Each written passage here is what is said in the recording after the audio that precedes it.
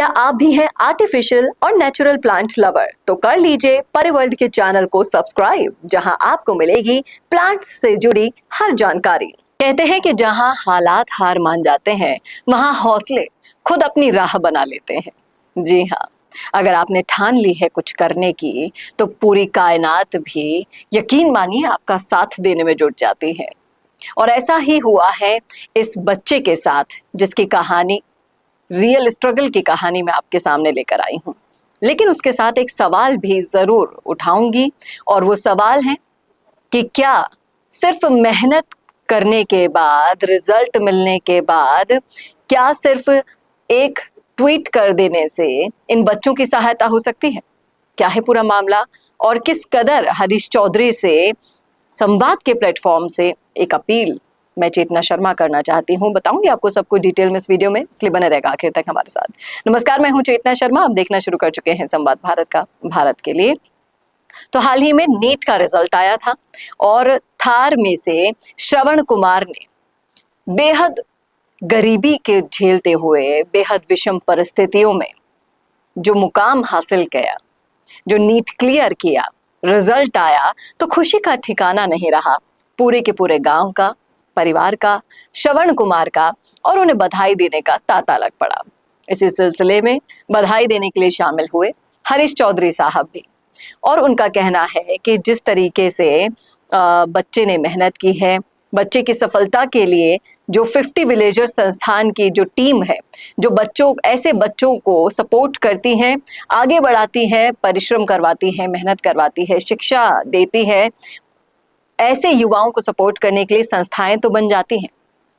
लेकिन अब रिजल्ट आ गया, इसके बाद क्या? इसके बाद लगती है आगे के लिए और भी पढ़ाई के लिए फीस। अब वो कहाँ से लाएंगे श्रवण कुमार और उनके पिता? क्योंकि एक बहुत ही बेसिक, आप देखेंगे अगर इन शॉर्ट्स में, कि बहुत ही ज़्यादा झोंपड़ी में, बहुत ही गरीबी के साथ जीवन यापन इनका होता है।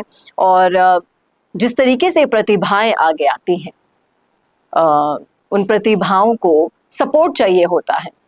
अब यहाँ पर एक बात समझेगा, जब राजनीतिक सपोर्ट ऐसे कामों को मिलता है जिन्हें नहीं मिलना चाहिए, फिर चाहे से वो तस्करियां हो, फिर चाहे से वो गैर कानूनी काम हो, फिर चाहे से वो जमीनें हड़पना हो, बहुत कुछ हो।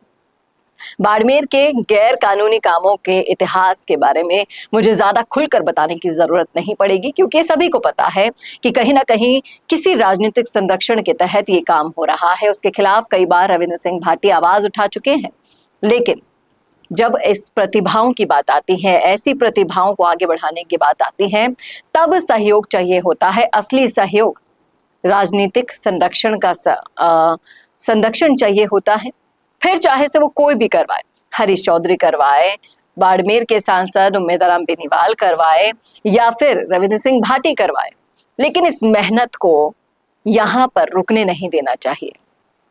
आगे के जितने भी फंड्स हैं, आगे की जितनी भी तैयारियां हैं, उसके लिए अगर श्रवण को सहायता मिलती है, मौका मिलता है कि कोई उन्हें स्पॉन्सर करे और वो आगे बढ़े, तो ऐसी प्रतिभाएं जो गांव गांव में छुपी है, ढाणी ढाणी में छुपी है, उनको मौका मिलेगा बाहर आने का और देश में सेवाएं देने का।